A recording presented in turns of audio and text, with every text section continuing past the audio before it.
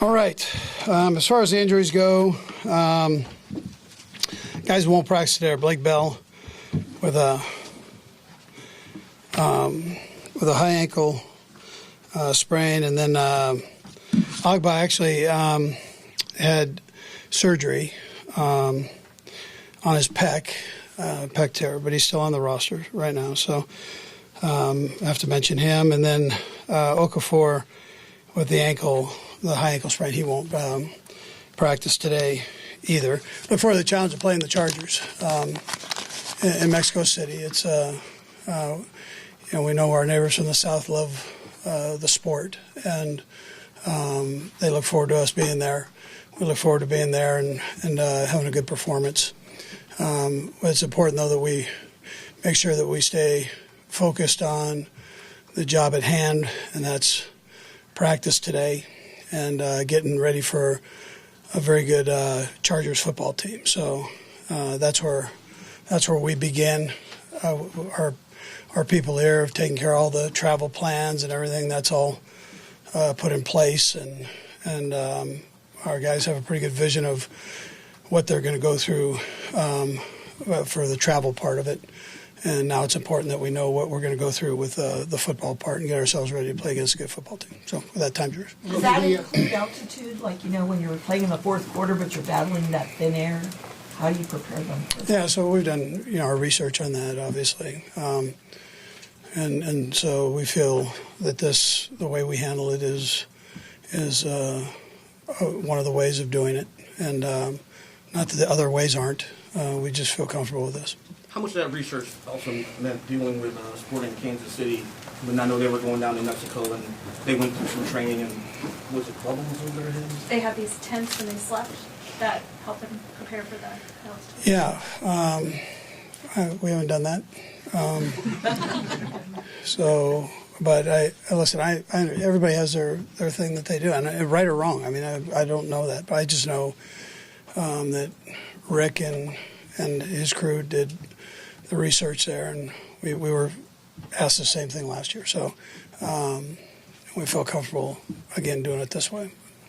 Playing in Denver a few weeks ago kind of prepare you a little bit and prepare the team as far as playing at altitude?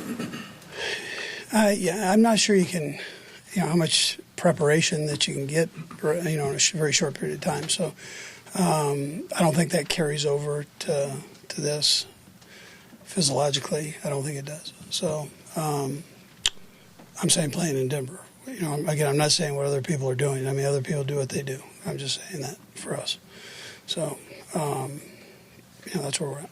And you mentioned the travel plans. How different is this weekend from those scenarios? Yeah, so we're trying to keep it very similar to what we do, without changes. We're lucky it's here. We're not going to London.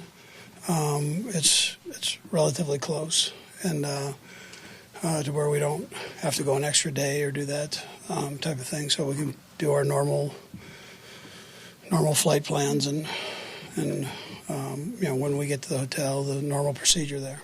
Now that we're a few games removed, or a few days removed from the game, how did Patrick's kneecap respond to that first game back and the soreness? Yeah, no, he did good. Yeah, everything held up well, and there were no issues during the game there. Can you put in perspective how remarkable the streak is, or Mitchell's streak? It seems like you can miss a snap for any number of reasons not related to injury, just the fact that he went that long. Yeah, I think they should Roger Maris it and put an asterisk next to it for him coming out and still going back in. I mean, he's a tough kid now, and I thought our trainers and he both worked together and it allowed him to go back and play. And Mitch is one of those guys. He knows how to go about doing it, and he's been fortunate, I think, throughout. You got to get the breaks the right way, but you've also got to work hard, and work hard is your craft. Know how to play the game, and he does a great job with it. You expecting him to be full in practice today? Yeah, he'll be out there. Yeah, I'm not telling you he's not tender. He's tender, but he'll be out there. Back to the game in Mexico, after what happened last year, how do you feel this year going to Mexico? Is there any concern about the field or something like that? No, we're going, and we know it'll be great hospitality. We know that, so as you do. So it's they're good people there that have welcomed us into their country, and so we're going to go and try to play the best football we can, and that's really the bottom line with it. Coach, we're coming from Mexico, and here in Arrowhead, there's a electrifying environment. How do you expect the environment in the Estadio Azteca? Yeah, so we played in London a couple years back, and there's fans for both sides and other teams. So I know Dallas has got a great contingent. Pittsburgh Steelers have a great contingent. And they all come to the game because there's one game. So there's a buzz that takes place through the whole game. There's noise, which is great. I mean, that's a good thing. I think it's equal for both teams, but you're gonna have to deal with some noise. There are a lot of people in that stadium, and they're excited for both teams to be there, and so there's going to be noise. We get that. Have you been told anything about the field conditions? Everything I've been told has been positive. Yeah. Coach, I know that every game is important, but what's the significance of a divisional game at this point? Taking away the Mexico City and all that stuff, just from a football perspective, what's the significance of the divisional game at this point in the year? Yeah, so that's our focus is on the game. We think they're all important, but obviously it's separated in divisions, so we think that's important. That we play well and practice well and do our things. Not that the other weeks aren't, but it is a division, and you want to make sure that you play well in the division. Andy, I remember in 2015 when you guys did go to London, a lot of guys sort of mentioned that trip being sort of a catalyst to obviously the long winning streak, getting to the playoffs. Given where this game is this year, particularly the first 10, how the season has gone, like you just said, a divisional opponent, can this be sort of a bonding experience for the guys in the locker room? Sort of, they know how pivotal it is moving forward. Yeah, those are that's hard to predict.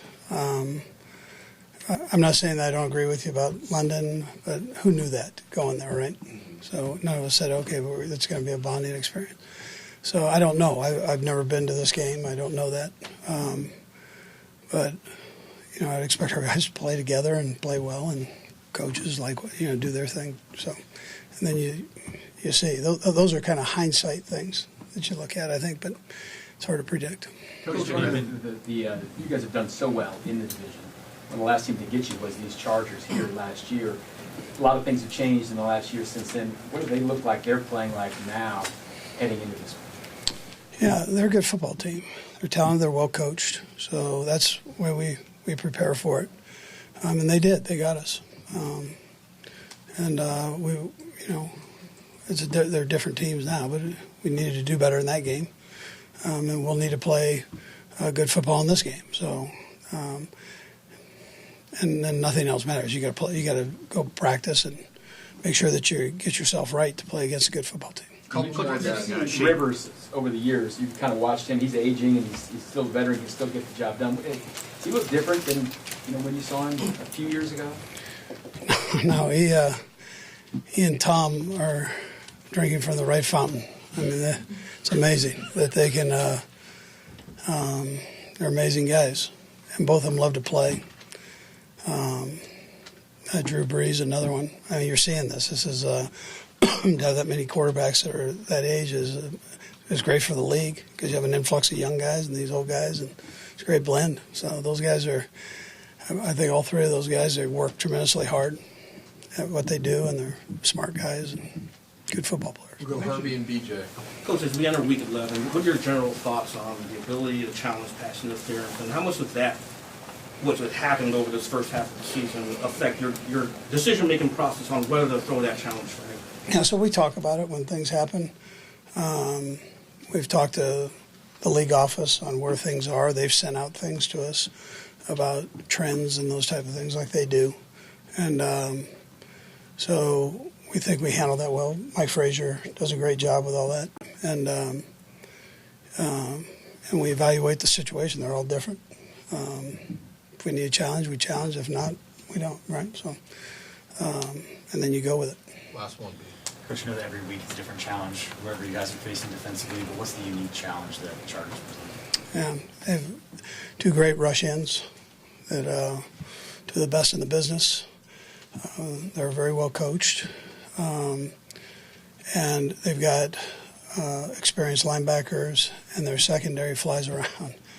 And they've got obviously a Pro Bowl corner, and the other one's from BYU. So they're all good. All right. Thank you. All right, good.